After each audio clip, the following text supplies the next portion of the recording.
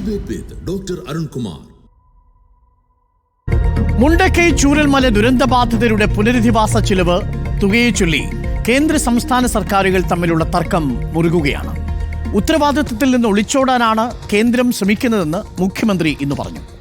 കേരളം പഠന റിപ്പോർട്ട് നൽകാൻ വൈകിയതുകൊണ്ടാണ് സാമ്പത്തിക പാക്കേജ് പ്രഖ്യാപിക്കാൻ വൈകുന്നത് എന്ന ആഭ്യന്തരമന്ത്രി അമിത്ഷായുടെ പ്രസ്താവന വസ്തുതാവിരുദ്ധമാണെന്നാണ് മുഖ്യമന്ത്രി പറഞ്ഞുവെച്ചത്. ഇതിൽ സംസ്ഥാന സർക്കാരിന്റെ പ്രതിഷേധവും രേഖപ്പെടുത്തി. പ്രധാനമന്ത്രി എത്തി മടങ്ങിയിട്ട് 4 മാസം നാളെ പിന്നിടും. എവിടെ കേന്ദ്ര സഹായമെന്നാണ് ചോദ്യം. അതേസമയം സംസ്ഥാനത്തെ മുഖ്യമന്ത്രിയുടെ ദുരിതാശ്വാസ നിധിയിൽ നിന്ന് എത്ര ചെലവാക്കി കേരളമെന്ന് BJPയും കേന്ദ്രവും തിരിച്ചു ചോദിക്കുന്നു. യഥാർത്ഥത്തിൽ ദുരന്തബാധിതരുടെ മുന്നിൽ കൈമലർത്തുന്നത് ആരാണ്?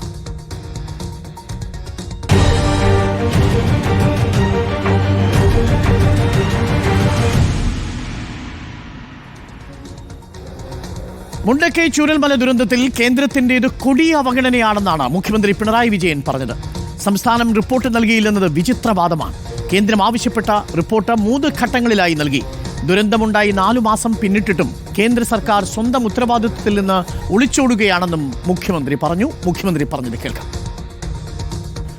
കേന്ദ്രത്തിന് സമർപ്പിച്ച നിവേദനത്തിൽ പ്രധാനമായും 3 കാര്യങ്ങളാണ് സംസ്ഥാന സർക്കാർ ആവശ്യപ്പെട്ടിട്ടുള്ളത്. ഒന്നാമത്തെ ആവശ്യം, മേപ്പാടി ചൂരൽമല ഉരുൾപൊട്ടലിനെ ദേശീയ ദുരന്ത പ്രതികരണ നിധിയുടെ മാനദണ്ഡമനുസരിച്ച് ഡിസാസ്റ്റർ ഓഫ് സിവിയർ നേച്ചർ, അതായത് തീവ്ര സ്വഭാവമുള്ള ദുരന്തം ആയി പ്രഖ്യാപിക്കണമെന്നതായിരുന്നു.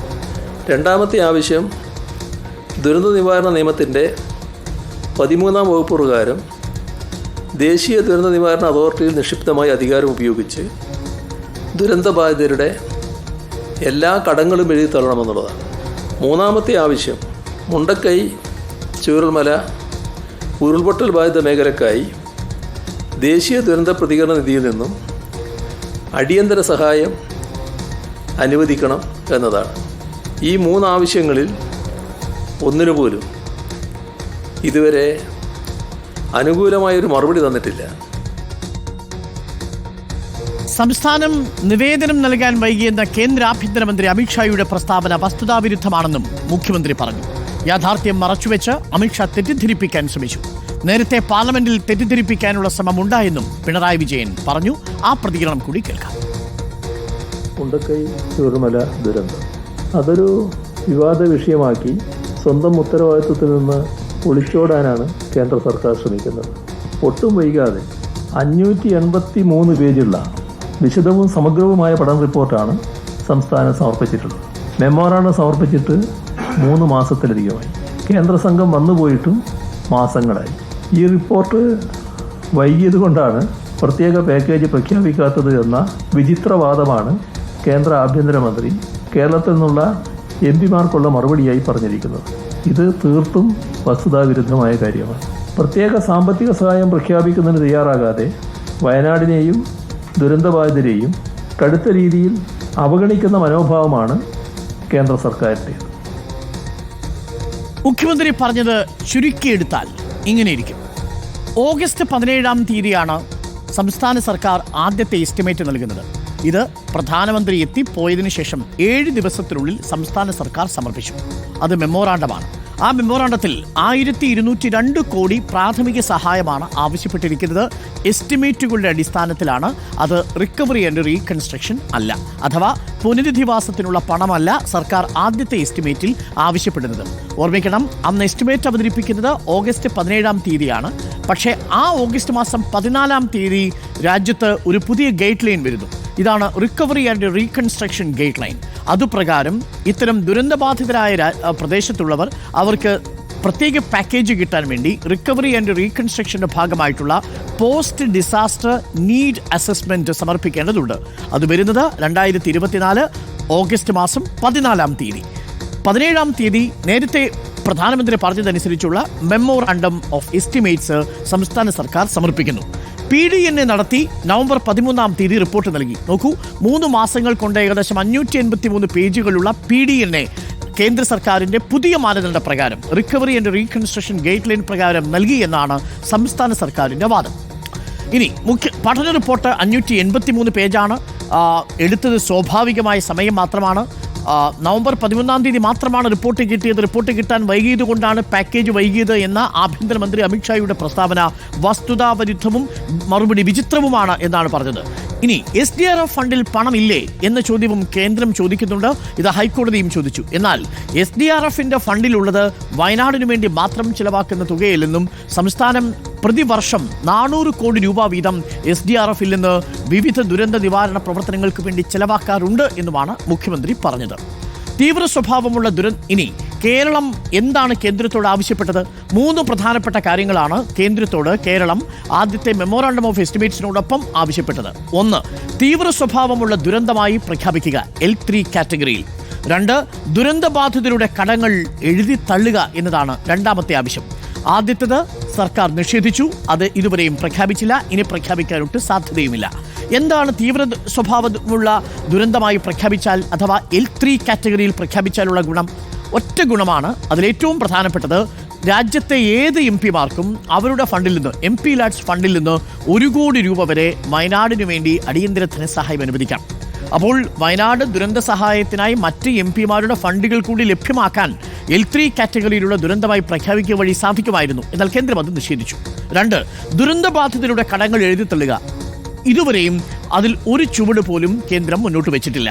3, അടിയന്തര സഹായം അനുവദിക്കുക. അതാണ് ഇപ്പോൾ പരിഗണനയിലുള്ളത്.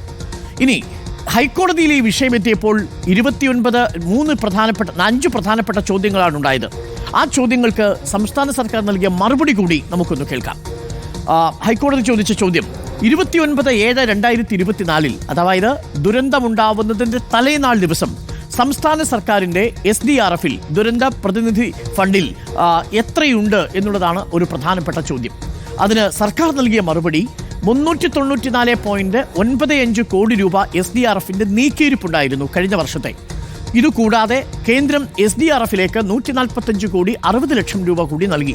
ഇത് രണ്ടും കൂടി ചേർത്ത് 588 കോടി 95 ലക്ഷം രൂപയാണ് ദുരന്തമുണ്ടാവുന്നതിൻ്റെ തൊട്ടു തലേന്നാൾ ദിവസം SDRFിൽ ഉണ്ടായിരുന്നത് എന്നാണ് സംസ്ഥാന സർക്കാർ ഹൈക്കോടതിയിൽ കൊടുത്തിരിക്കുന്ന കണക്ക്. ഇനി ദുരന്ത നിവാരണ പ്രവർത്തനങ്ങൾക്കായി എത്ര തുകയുടെ കമ്മിറ്റ്മെന്റ് ഉണ്ട് എന്നതായിരുന്നു ഹൈക്കോടതിയുടെ രണ്ടാമത്തെ ചോദ്യം. അതിന് നമ്മുടെ വക്കീൽ കൈമലർത്തുകയാണ് ചെയ്തത്. അതിനുള്ള കണക്ക് പെട്ടെന്ന് തരാൻ കഴിയില്ല, അതിന് സമയം വേണം എന്നാണ് പറഞ്ഞത്. കാരണം വിവിധ ജില്ലകളിലെ വിവിധ ദുരന്ത നിവാരണ പ്രവർത്തനങ്ങൾക്കായി എത്ര തുകയുടെ കമ്മിറ്റ്മെന്റ് വിവിധ വകുപ്പുകളിൽ നടത്തിയിട്ടുണ്ട് എന്നുള്ളത് അത്ര പെട്ടെന്ന് കണക്കാക്കിയെടുക്കാൻ കഴിയില്ല. അത് കണക്കാക്കിയെടുക്കാൻ സമയം വേണം എന്നാവശ്യപ്പെട്ടു. മൂന്നാമത്തെ ചോദ്യം വയനാടിന് എത്ര തുക കൊടുത്തു എന്നതായിരുന്നു. അതിനുള്ള മറുപടി 91 കോടി രൂപയാണ് SDRF ഫണ്ടിൽ നിന്നും നൽകിയത് എന്നുള്ളതാണ്. ഇനി എത്ര തുക നൽകാൻ കഴിയും എന്നൊരു ചോദ്യം കൂടി ചോദിച്ചു. അവിടെയും സർക്കാരിന് 20 കോടി രൂപയെന്ന് മുഖ്യമന്ത്രി പറയുന്നു. ആകെയുള്ളത് 577 കോടി രൂപയാണ്. ആ തുകയിൽ 20 കോടി രൂപ മാത്രമേ മാനദണ്ഡ പ്രകാരം നൽകാൻ സാധിക്കൂ. പുനരധിവാസത്തിനായി ഇനി എത്ര തുക വേണ്ടിവരും എന്ന ചോദ്യത്തിനും ഇപ്പോൾ ഉത്തരമില്ല. നമ്മുടെ കയ്യിലുള്ള ആകെയുള്ള ഉത്തരം PDNA പ്രകാരം ആവശ്യപ്പെട്ടിരിക്കുന്ന 2200 കോടി രൂപയാണ്. അത്രയും തുകയാണ് പുനരധിവാസത്തിന്, റീകൺസ്ട്രക്ഷൻ ആൻഡ് റിക്കവറിക്ക് ആവശ്യമായി വരിക, ടൗൺഷിപ്പിന് ആവശ്യമായി വരിക എന്നതാണ് കേരള സംസ്ഥാന സർക്കാരിൻ്റെ നിലപാട്. എന്നാൽ സംസ്ഥാന സർക്കാർ ഹൈക്കോടതിയിൽ 2 ചോദ്യങ്ങൾക്ക് ഉത്തരം മാത്രമേ നൽകിയുള്ളൂ. 3 ചോദ്യങ്ങളുടെ ഉത്തരത്തിന് സമയം ആവശ്യപ്പെടുകയാണ് ചെയ്തത്. ഇനി ചോദ്യം ഇതാണ്: വയനാട്ടിലെ ചൂരൽമലയിലെ മുണ്ടക്കയിലെ ദുരന്തബാധിതരോട് കൈമലർത്തുന്നത് ആരാണ്? സംസ്ഥാന സർക്കാരോ അതോ കേന്ദ്ര സർക്കാരോ?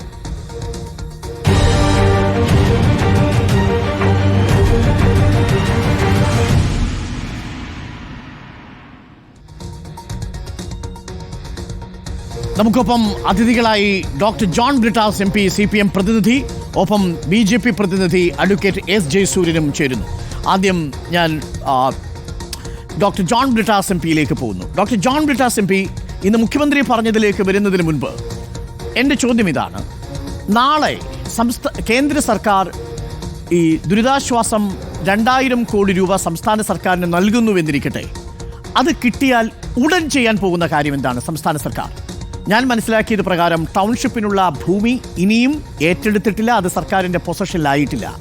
അപ്പോൾ കേന്ദ്രം 2000 കോടി രൂപ ഇന്നോ നാളെയോ തന്നാൽ അതുപയോഗിച്ച് സംസ്ഥാന സർക്കാർ നാളെ ചെയ്യാൻ പോകുന്നത് എന്താണ്? അരുൺ, അതായത് കേന്ദ്ര സർക്കാർ തന്നെ പുറത്തിറക്കിയിട്ടുള്ളൊരു മാർഗനിർദ്ദേശമുണ്ട്, പോസ്റ്റ് ഡിസാസ്റ്റർ നീഡ് അസസ്മെൻ്റ് എന്നുള്ളത്.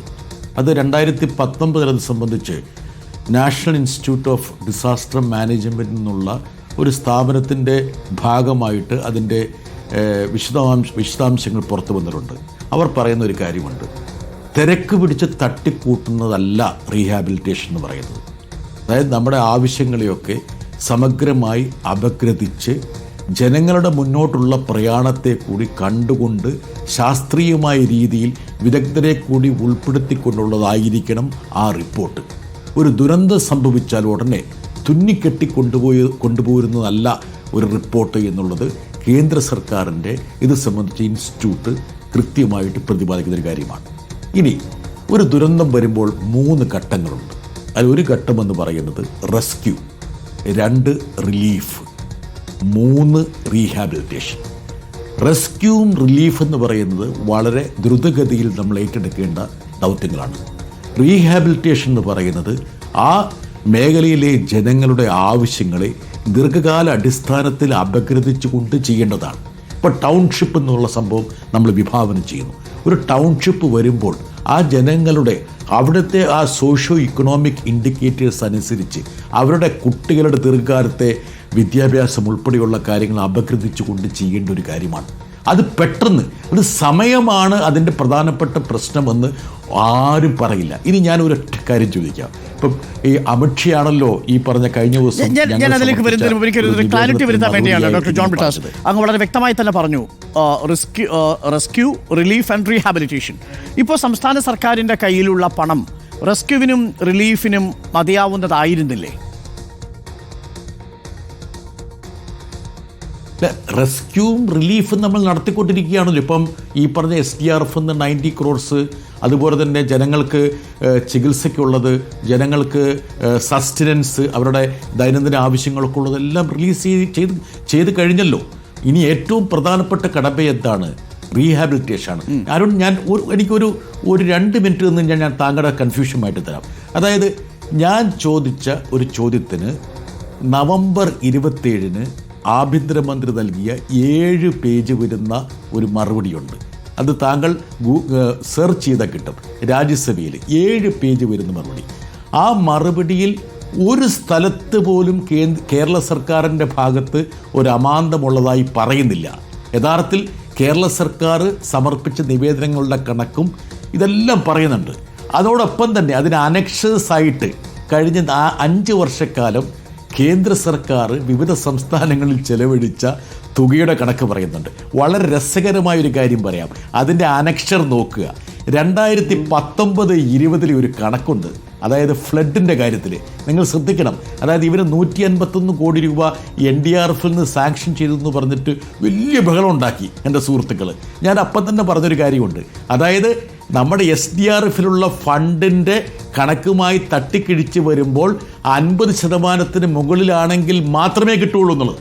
അതിൻ്റെ അർത്ഥം അവർ റിലീസ് ചെയ്ത, അവർ പ്രഖ്യാപിച്ച 153 കോടി രൂപയിൽ 1 രൂപ പോലും കേരളത്തിന് കിട്ടാത്ത രീതിയിലാണ് അവർ പ്രഖ്യാപിച്ചത്. ഇനി ഞാൻ തിരിച്ചു വരാം. ഞാൻ ഒറ്റ കാര്യം പറഞ്ഞല്ലോ, ഈ അനക്ഷർ ഇതൊക്കെ കേന്ദ്ര സർക്കാർ പുറത്തിറക്കിയ കണക്കാണ്. 2019-20 ഫ്ലഡുമായി ബന്ധപ്പെട്ട് കേരള ഗവൺമെൻറ് 1624 കോടി രൂപയുടെ പ്രപ്പോസൽ സമർപ്പിച്ചു. ഇനി ഏറ്റവും രസകരമായ സംഭവം, ഈ അമിത്ഷാ ഊന്നുന്ന ഹൈ ലെവൽ കമ്മിറ്റി, അതിനിവർ പറയുന്ന HLC ആണ്. HLC എന്ത് ചെയ്തെന്നറിയോ? 460 കോടി രൂപ അപ്രൂവ് ചെയ്തു. 1 രൂപ പോലും കേരള സർക്കാരിന് കൊടുത്തില്ല എന്ന് അവരുടെ 3ാമത്തെ കോളത്തിലുണ്ട്. Amount sought by state government 1624, amount approved by HLC 460.77, amount released from NDRF 0.00. അതേസമയം ഒഡീഷയിൽ അതേ വർഷം സൈക്ലോൺ ഫാനി, അതിൽ ഒറീസ ഗവൺമെൻറ് ആവശ്യപ്പെട്ടത് 5227, HLC അപ്രൂവ് ചെയ്തത് 3338 കോടി, അനുവദിച്ചത് 3114. 5 വർഷത്തെ കണക്കുകൾ സമഗ്രമായിട്ടുണ്ട്. ഒരുപക്ഷെ എൻ്റെ സ്നേഹിതരും മാധ്യമപ്രവർത്തകരും ഈ 27/11/2024 എനിക്ക് രാജ്യസഭയിൽ നിന്ന് കിട്ടിയ ഈ സമഗ്രമായിട്ടുള്ള കണക്കുകൾ ഒന്ന് പരിശോധിക്കണമെന്ന് തീർച്ചയായിട്ടും അത് പരിശോധിക്കേണ്ടതാണ്. അതിനുള്ള വിവേചനം തീർച്ചയായും കേന്ദ്ര സർക്കാർ മറുപടി പറയാൻ ബാധ്യസ്ഥനുമാണ്. ഇനി നമ്മുടെ ചോദ്യത്തിലേക്കൊന്ന് മടങ്ങി വന്നാൽ, അതായത് എൻ്റെ ഒരു ആശങ്ക, നമ്മളിപ്പോൾ നടത്തിക്കൊണ്ടിരിക്കുന്നത് വൃഥാ വ്യായാമമോ ഒരു ആവശ്യമില്ല ഒരു നിഴൽ യുദ്ധമാണോ എന്നുള്ളതാണ്. സംസ്ഥാന സർക്കാരിന് റെസ്ക്യൂവിനും റിലീഫിനുമായി 577 കോടി രൂപയോളം ഇപ്പോൾ കയ്യിലുണ്ടെന്നാണ് ഞാൻ മനസ്സിലാക്കുന്നത്. മുഖ്യമന്ത്രി തന്നെ പറഞ്ഞിരിക്കുന്നതും ഹൈക്കോടതിയിൽ പറഞ്ഞിരിക്കുന്നതും ആ കണക്കാണ്. ദുരന്തം ഉണ്ടാവുന്നതിന് മുൻപ് തന്നെ നമുക്ക് 580 കോടിയോളം രൂപ നമ്മുടെ പക്കലുണ്ടായിരുന്നു. അതുപ്രകാരം റെസ്ക്യൂ നടത്താൻ പറ്റി. റിലീഫ് പ്രവർത്തനങ്ങൾ അതും ഉപയോഗിച്ച മാനദണ്ഡ പ്രകാരം നടത്താം. ഇനിയുള്ളത് റീഹാബിലിറ്റേഷനാണ്. ആ റീഹാബിലിറ്റേഷന്റെ പണം കേന്ദ്ര സർക്കാർ നൽകും. അതിന് നമ്മൾ കൊടുത്തിരിക്കുന്നത് PDNA ആണ്. ആ PDNA കൊടുത്തിരിക്കുന്നത് നവംബർ 13-ാം തീയതിയാണ്. ഞാൻ അമാന്തം വന്നു എന്ന് പറയുന്നില്ല. കാരണം ആ പണം വന്നാൽ പോലും സംസ്ഥാന സർക്കാരിന് അതെടുത്ത് ഉപയോഗിക്കാൻ പറ്റുമായിരുന്നോ ഇന്നത്തെ ദിവസം വരെ എന്നുള്ളതാണ് എൻ്റെ ചോദ്യം. അതായത് PDNA പ്രകാരം കേന്ദ്ര സർക്കാർ സ്പെഷ്യൽ പാക്കേജ് ആയിട്ട് പണം നൽകിയാൽ അത് ഉപയോഗിക്കാൻ നമുക്ക് കഴിയുമോ? ഇപ്പോഴും നമുക്ക് റീഹാബിലിറ്റേഷനിലേക്ക് നമ്മൾ പോയിട്ടില്ല. ടെമ്പററി റീഹാബിലിറ്റേഷനേ ഉള്ളൂ. അരുണെ, അതായത് നമ്മുടെ സ്ഥായിയായ റീഹാബിലിറ്റേഷൻ സമയമെടുത്ത് ചെയ്യണമെന്ന് പറയുന്നത് കേന്ദ്ര സർക്കാർ തന്നെയാണ്. ഇനി രണ്ടാമത്തെ കാര്യം, പെട്ടെന്ന് ഈ SDRFിലുള്ള ഈ പണം വെച്ചിട്ട് നമ്മൾ യഥാർത്ഥത്തിൽ ഒരു തെറ്റിദ്ധാരണ ഉണ്ടാക്കരുത്. ഈ SDRF എന്ന് പറഞ്ഞാൽ എന്താണ്? അതായത് ആർട്ടിക്കിൾ 280 പ്രകാരം ഫൈനാൻസ് കമ്മീഷൻ അവാർഡ് ചെയ്യുന്നൊരു തുകയാണ്. അത് കേന്ദ്ര സർക്കാരിൻ്റെ ഔദാര്യമല്ല. ഓരോ സംസ്ഥാന ഗവൺമെൻറ്റും നികുതിയിലേക്ക് നൽകുന്ന സംഭാവനകൾ കൂടി കണക്കിലെടുത്തിട്ട് ധനകാര്യ കമ്മീഷന്റെ ശുപാർശ പ്രകാരം നൽകുന്ന തുകയാണ്. BJP പ്രതിനിധിയോട് ചോദിക്കാം. പക്ഷേ എനിക്ക് ഒരു വാചകം കൂടി പറയാൻ ഒരു ക്ലാരിറ്റി വേണ്ടത്. സമ്മതിക്കുക. ഓക്കെ, അങ്ങ് പൂർത്തീകരിച്ചോളൂ. പക്ഷേ എനിക്കൊരു ചോദ്യമുണ്ട്. അത് തീർച്ചയായിട്ടും. എന്താ കാരണം വെച്ചാൽ നീ ഒന്നും കൂടി പറയാം, എന്തിനാണ് SDRFിലെ ഫണ്ട് ഉപയോഗിക്കേണ്ടതെന്നുള്ളത് കൃത്യമായി പ്രതിപാദിക്കുന്നുണ്ട്. 12 നോട്ടിഫൈഡ് ഡിസാസ്റ്റേഴ്സ്. ഇനി രണ്ടാമത്തെ കാര്യം, ഇപ്പോൾ നമ്മുടെ SDRFിൽ ഉണ്ട് എന്ന് പറയുന്ന 588 കോടി രൂപയുടെ ഞാൻ മനസ്സിലാക്കുന്നത്, അതായത് കേരളത്തിലെ ഇന്ത്യയിൽ ഏറ്റവും കൂടുതൽ ലാൻഡ് സ്ലൈഡ് പ്രോണായിട്ടുള്ള ഒരു സംസ്ഥാനം കേരളമാണ്. ഇന്ത്യയിൽ ഉണ്ടാകുന്ന ഉരുൾപൊട്ടലുകളിൽ 60% കേരളത്തിലാണ്. കേരളത്തിൽ അങ്ങോളം ഇങ്ങോളം നടക്കുന്ന ഈ പറഞ്ഞ ഉരുൾപൊട്ടൽ ഉൾപ്പെടെയുള്ള സമയപരിമിതി ഉള്ളതുകൊണ്ടാണ് നമ്മൾ അതിലേക്ക് പോവാത്തത്. ഒരൊറ്റ കാര്യം, ഈ 588 കോടിയിൽ ഇതുവരെ വയനാടിന്റെ റെസ്ക്യൂ മിഷന് വേണ്ടി നമ്മൾ കൊടുത്തിരിക്കുന്നത് 90 കോടി രൂപയാണ്. എന്ന് പറഞ്ഞാൽ റെസ്ക്യൂ ഓപ്പറേഷൻസിനും മറ്റുള്ള കാര്യങ്ങൾക്കുമായി മാനദണ്ഡ പ്രകാരം ചെലവാക്കാൻ കഴിയുന്ന നമ്മൾ ചെലവാക്കി എന്നല്ലേ അതിന്റെ അർത്ഥം? 90 കോടി. അപ്പോൾ ഇനിയുള്ളത് റീഹാബിലിറ്റേഷനാണ് നമുക്ക് കൂടുതൽ തുക വേണ്ടുന്നത്. അതിനി വന്നാലും പോരെ എന്നതാണ് എൻ്റെ ചോദ്യം. അതായത് റീഹാബിലിറ്റേഷൻ തുടങ്ങുന്ന സമയത്തേക്കുള്ള പണമല്ലേ നമുക്കിനി വേണ്ടത്? അല്ല, അത് മാത്രമല്ല, വേറൊന്നും കൂടിയുണ്ട്. നമുക്ക് ഉദാഹരണം പറഞ്ഞാൽ നമ്മുടെ ഒരു പ്ലാൻ എങ്ങനെയാണ്, നമ്മുടെ കയ്യിൽ അവൈലബിൾ ആയിട്ടുള്ള ഫണ്ട് എത്രയായിരിക്കുമെന്ന് അറിഞ്ഞിട്ടാണല്ലോ നമ്മൾ പ്ലാൻ ചെയ്യുന്നത്. ഞാൻ ഒറ്റ ഉദാഹരണം അതായത് നമ്മുടെ കയ്യിൽ 2000 കോടി ഉണ്ടെങ്കിൽ അതനുസരിച്ചുള്ള ടൗൺഷിപ്പ് നമുക്ക് പ്ലാൻ ചെയ്യാം. നമ്മുടെ കയ്യിലുള്ളത് 500 കോടിയാണെങ്കിൽ അതനുസരിച്ചുള്ള പരിമിതമായ ടൗൺഷിപ്പ് നമുക്ക് പ്ലാൻ ചെയ്യാൻ കഴിയും. Point well taken. ഞാൻ BJP പ്രതിനിധിയിലേക്ക് കൂടി പോകുന്നു. Advocate S. ജയസൂര്യൻ, ഇതാണ് പ്രധാനപ്പെട്ട വിഷയം. കേന്ദ്ര സർക്കാരും BJPയും എപ്പോഴും ഈ വിഷയത്തിൽ പ്രതിരോധം തീർക്കുന്നത് നിങ്ങൾക്ക് SDRFിന്റെ ഫണ്ട് ഉണ്ടല്ലോ, ആ ഫണ്ട് എടുത്ത് ഉപയോഗിച്ചുകൂടെ? സർ, ചോദ്യം റെസ്ക്യൂവിനും റിലീഫിനും കേന്ദ്ര സർക്കാർ പണം തന്നിട്ടില്ല എന്നല്ല. റീഹാബിലിറ്റേഷന് വേണ്ടുന്ന പണം എത്ര നിങ്ങൾ തരുമെന്നത് അറിഞ്ഞാൽ മാത്രമേ നമുക്ക് റീഹാബിലിറ്റേഷൻ പ്ലാനിംഗ് നടത്താൻ കഴിയൂ.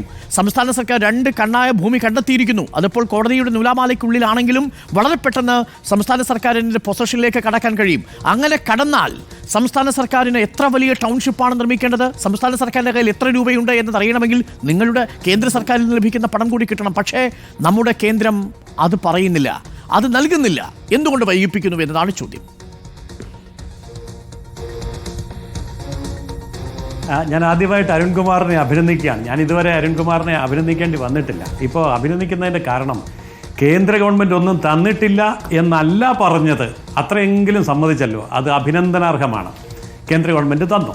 അപ്പോൾ കേന്ദ്ര ഗവൺമെൻറ് തന്നത് ഇപ്പോൾ ശ്രീ ജോൺ ബ്രിട്ടാസ് MP പറയുന്നത് പോലെ ദീർഘകാല പദ്ധതിയിലൂടെ ടൗൺഷിപ്പൊക്കെ നടത്തി അവരെ പുനരധിവസിപ്പിക്കുന്ന കാര്യം സമയക്രമമെടുത്ത് ചെയ്യേണ്ടതാണ് എന്ന് അദ്ദേഹം പറയുന്നു. തീർച്ചയായിട്ടും അതെ, ആ കാര്യത്തിൽ സംശയമില്ല.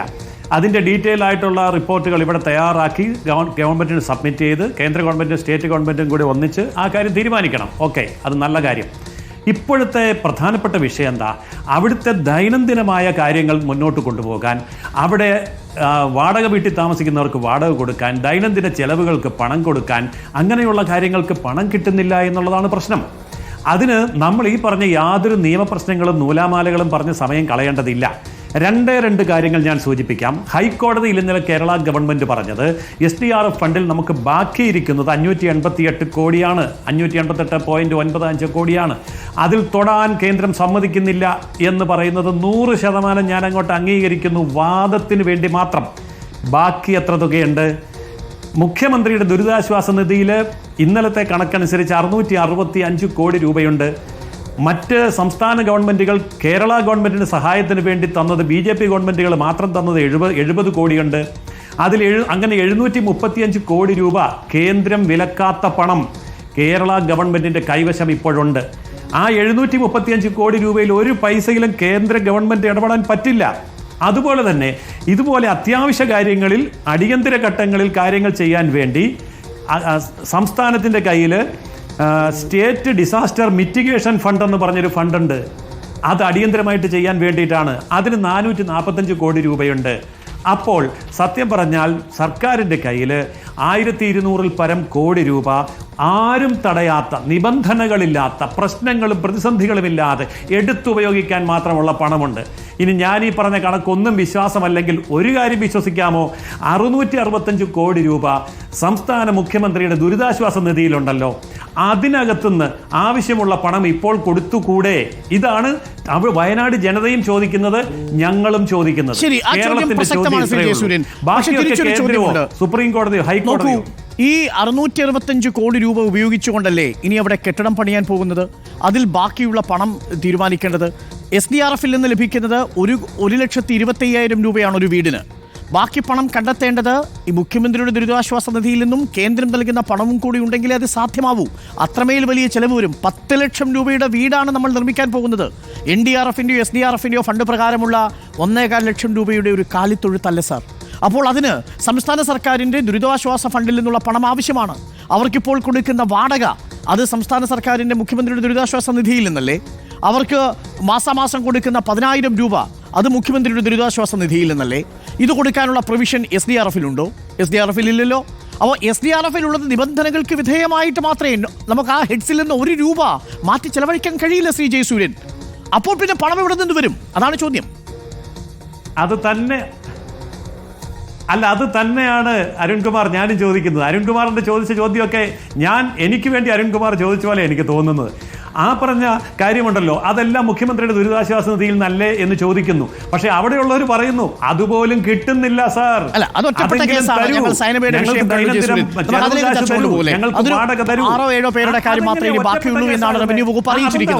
കേസാവുന്നേ. ഒറ്റപ്പെട്ട കേസുകളല്ല.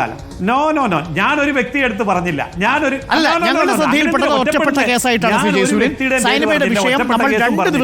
അരുൺകുമാർ എന്തിനാണത് ഒറ്റപ്പെടുത്തുന്നത്? അവിടെ സൈനബയുടെ വിഷയമാണല്ലോ. സൈനബയ്ക്ക് ഫോൺ കൊടുത്തപ്പോ 16 പേര് ആ ഫോണിൽ കൂടെ സംസാരിച്ചത്. അപ്പൊ സൈനബയുടെ ഒറ്റപ്പെട്ട വിഷയമല്ല. നോക്കരുത്.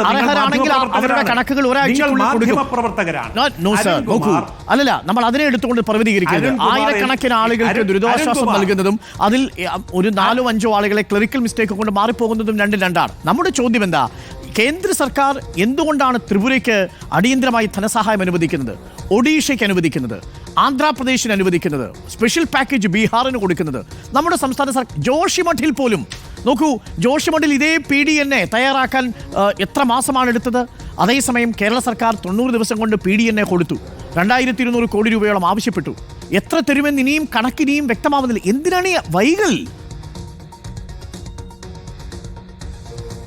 വ്യക്തമായി പറയാം, എന്നെ പറയാൻ അനുവദിച്ചാൽ മതി. വ്യക്തമായി പറയാം എന്തിനാണ് ഈ വൈകൽ. ഇത് തന്നെയാണ് എൻ്റെയും ചോദ്യം. എന്തിനാണ് ഈ വൈകൽ? അതായത് നമ്മുടെ സർക്കാർ കൊടുത്തിരിക്കുന്ന കണക്ക് അതേപടി വിഴുങ്ങാൻ പറ്റുന്നതല്ലാന്ന് സാമാന്യ ബോധമുള്ള എല്ലാവർക്കും അറിയാം. ശവസംസ്കാരത്തിന് ഒരു ശവം സംസ്കരിക്കുന്നതിന് 75,000 രൂപ, ഭക്ഷണത്തിന് 10 കോടി രൂപ, വസ്ത്രത്തിന് ഇത്ര, അങ്ങനെ ചുമ്മാ ഒരു മാനം കാണി കണക്ക് കൊണ്ടുപോയി കേന്ദ്രത്തിൽ കൊടുത്തപ്പോൾ കേന്ദ്രം തിരിച്ചു ചോദിച്ചു, ഇതൊക്കെ വിശ്വാസയോഗ്യമാണോ? അപ്പോഴാണ് പറഞ്ഞത് അത് ഉദ്ദേശം അങ്ങ് പറഞ്ഞതേ ഉള്ളൂ, കുറച്ചെങ്കിലും കിട്ടണമെങ്കിൽ വലിയ തുക പറയണമല്ലോ, അങ്ങനെ പറഞ്ഞതേ ഉള്ളൂ, ബാക്കി യഥാർത്ഥ കണക്ക് പിന്നാലെ തരാമെന്ന് പറഞ്ഞു. അതാണല്ലോ ഇന്നലെ ഹൈക്കോടതി ചോദിച്ചത്. അപ്പോൾ എന്താ പറയുന്നത്? ഇതുവരെ ആയിട്ടില്ല, ഇനിയും സമയം വേണം എന്നാണ് പറയുന്നത്. ഞാൻ ചോദിക്കുന്നത്, മറ്റ് സംസ്ഥാന ഗവൺമെന്റുകളിൽ പൊളിറ്റിക്കൽ മാനേജ്മെന്റ് ഉണ്ട്, ഫിനാൻഷ്യൽ മാനേജ്മെന്റ് ഉണ്ട്, എഫിഷ്യൻസി ഉണ്ട്. ഇവിടെ അത് ഒന്നുമില്ല. ഇത് കേന്ദ്രത്തിന്റെ മുഖത്തേക്ക് എല്ലാം ചാരാൻ വേണ്ടി, കേന്ദ്രം ഒന്നും തന്നില്ലേ എന്ന് വിലപിക്കാൻ വേണ്ടി മാത്രം ഇരിക്കുന്ന ഗവൺമെന്റാണ്. ഇത് ഞാനല്ല പറഞ്ഞത്, ഇത് ഇവിടുത്തെ ഹൈക്കോടതിയാണ് പറഞ്ഞത്. ഇപ്പൊ ഞാൻ പറഞ്ഞാൽ പൊളിറ്റിക്കലാന്ന് പറയാം, പക്ഷെ ഹൈക്കോടതി പറഞ്ഞല്ലോ. അപ്പൊ ഹൈക്കോടതിയുടെ മുമ്പിൽ ചോദ്യങ്ങൾക്ക് മുമ്പിൽ മറുപടിയില്ല, സമയം വേണം സാർ, സമയം വേണം സാർ എന്ന് ഹൈക്കോടതിയിൽ പറയേണ്ട ഗതികേട് അങ്ങ് മുമ്പ് പറഞ്ഞ മറ്റ് സംസ്ഥാനങ്ങൾക്കില്ല. തമിഴ്നാടാണെങ്കിലും മറ്റേത് സംസ്ഥാനമാണെങ്കിലും എഫിഷ്യന്റ് ആയിട്ടുള്ള ഫിനാൻഷ്യൽ മാനേജ്മെന്റ് ഉണ്ട്, പൊളിറ്റിക്കൽ മാനേജ്മെന്റ് ഉണ്ട്. അത് രണ്ടും ഇവിടെ ഇല്ല. മാനം കാണി കണക്ക് വെച്ചിട്ട് എന്തെങ്കിലുമൊക്കെ അതായത് ഓരോ ദുരന്തമുണ്ടാക്കുമ്പോഴും അതിന്റെ പേരിൽ ആയിരക്കണക്കിന് രൂപ അടിച്ചു മാറ്റുന്ന പാരമ്പര്യം നമുക്കുണ്ട്. മഹാപ്രളയത്തിന് 3000 കോടി രൂപ കൊടുത്തു, 2100 കോടി രൂപ കാണാതെ പോയ സംസ്ഥാനമാണ് കേരളം. രണ്ട് ദിവസമായിട്ട് BJP വക്താക്കൾ ഉന്നയിക്കുന്ന ഒരു വിഷയമാണ് 3000 കോടി കൊടുത്തു, 2100 കോടി രൂപ അടിച്ചു മാറ്റി എന്നുള്ളത്.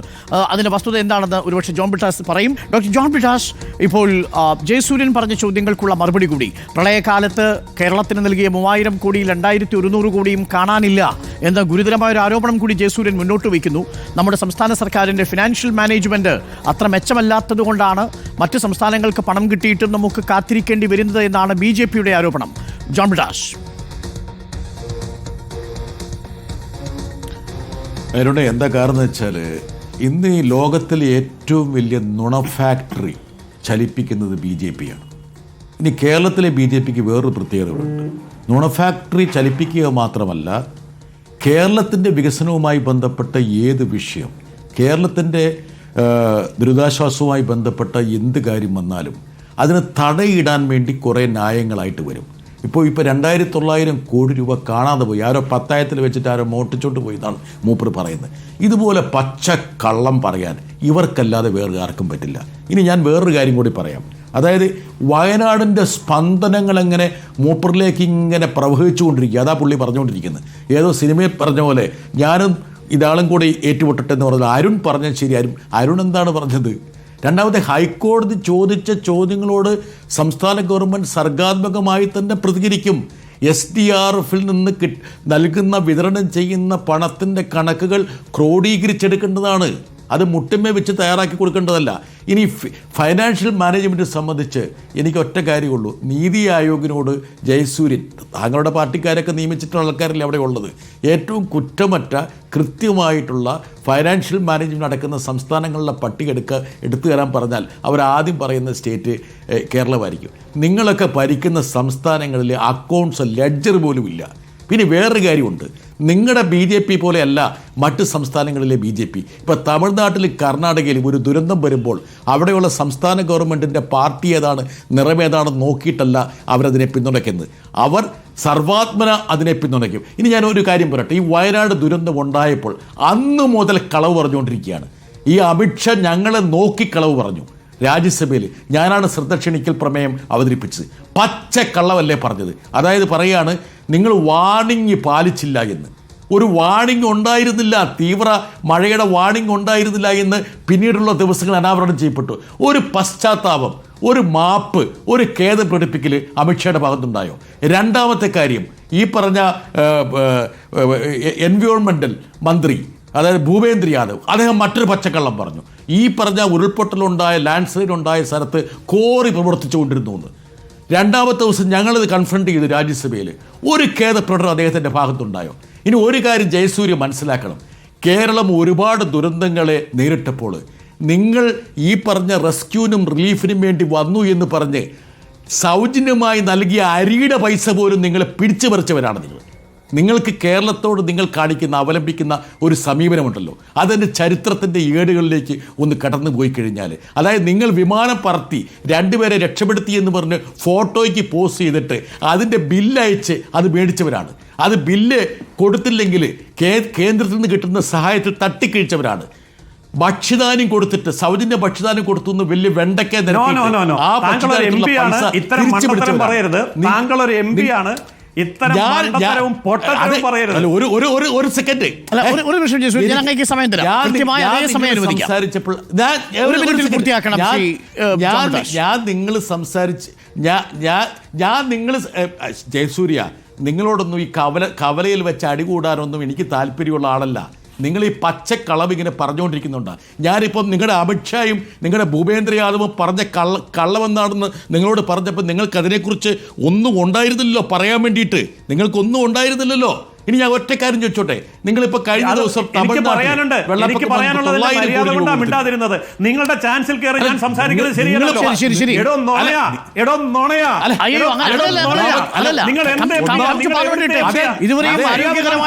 ചർച്ച പോകുന്നത് ജയസൂര്യൻ അമിത്ഷാ നുണയനല്ല, മോദി നുണയനല്ല, അവരാരും നുണ പറഞ്ഞിട്ടില്ല. പിണറായി വിജയൻ നിങ്ങളുടെ പ്രത്യയശാസ്ത്രം നുണയുടെ പ്രത്യയശാസ്ത്രമാണ്.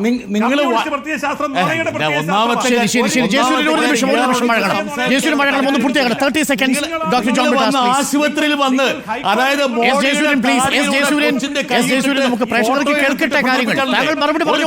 ആശുപത്രി പോയി കണ്ടിട്ട്, അതായത് മോഡിയുടെ താടിയിലൂടെ കൈയിട്ട കുട്ടിയുടെ ചിത്രം കാണിച്ചിട്ട് പബ്ലിസിറ്റി ഉണ്ടാക്കിയവരല്ലേ? ഒരു നിമിഷം ജയസൂര്യൻ, പ്രധാനമന്ത്രിക്ക് വയനാട് വരാനുള്ള പൈസ പോലും കൊടുത്തത് ഞങ്ങളാണ്. അതിനുവേണ്ടി മുടക്കിയ പൈസ ശരി, നമുക്ക് മറുപടി കേട്ട് വരാം.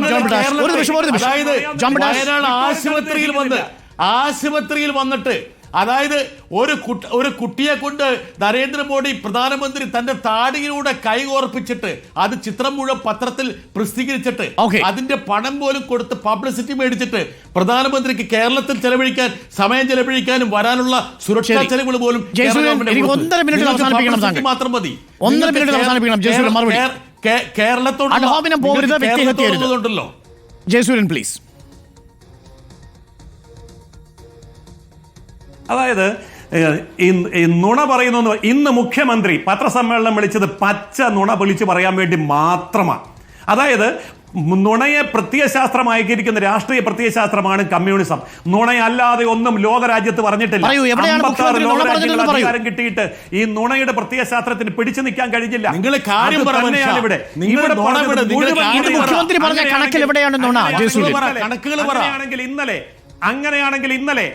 അങ്ങനെയാണെങ്കിൽ ഇന്നലെ എന്തുകൊണ്ടാണ് ആ കോടതിയിൽ പറഞ്ഞ കാര്യങ്ങൾ ഇന്ന് മുഖ്യമന്ത്രി മാറ്റി പറയുന്നത്?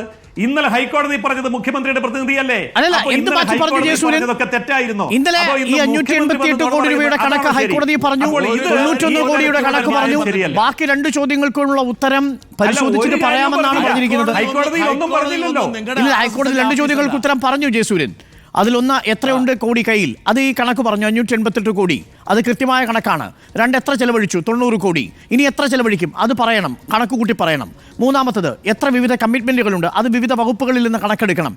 അതിനുള്ള സമയമാണ് ആവശ്യപ്പെട്ടിരിക്കുന്നത്. ജയസൂര്യൻ താങ്കൾ പറയൂ, ചുരുക്കി പറയൂ. 30 സെക്കൻഡ്സ്. എനിക്ക് സമയം അവസാനിച്ചു, അതുകൊണ്ടാണ്. കേന്ദ്രം ഇനി ഉടൻ തരുമോ ഇല്ലയോ അത് മാത്രമേ നമുക്കറിയൂ. പെട്ടെന്ന് പറയാം. കേന്ദ്രം ഇഷ്ടം പോലെ തരും. കൃത്യമായ കണക്ക് കൊടുക്കാൻ പഠിച്ചാൽ കേന്ദ്രം ഇഷ്ടം പോലെ തരും. ഞാൻ അവിടെ ചർച്ച അവസാനിപ്പിക്കുന്നു. Thank you advocate Jayasuryan. ആ പ്രതീക്ഷയോടെ ഡോക്ടർ ജോൺ ബ്രിട്ടാസ് MP ഇത് നമ്മുടെ ആർക്കൈവ്സിൽ ഉണ്ടാവും വരുന്ന ദിവസങ്ങളിലും. ഇഷ്ടം പോലെ തരും എന്ന് ഒരു BJP പ്രതിനിധി പറയുമ്പോൾ നമുക്കത് വിശ്വാസത്തിലെടുക്കാം. ദേശീയ പാർട്ടിയുടെ പ്രതിനിധിയല്ലേ. നന്ദി doctor John Brittas, advocate S Jayasuryan ചർച്ചയിൽ ചേർന്നതിന്.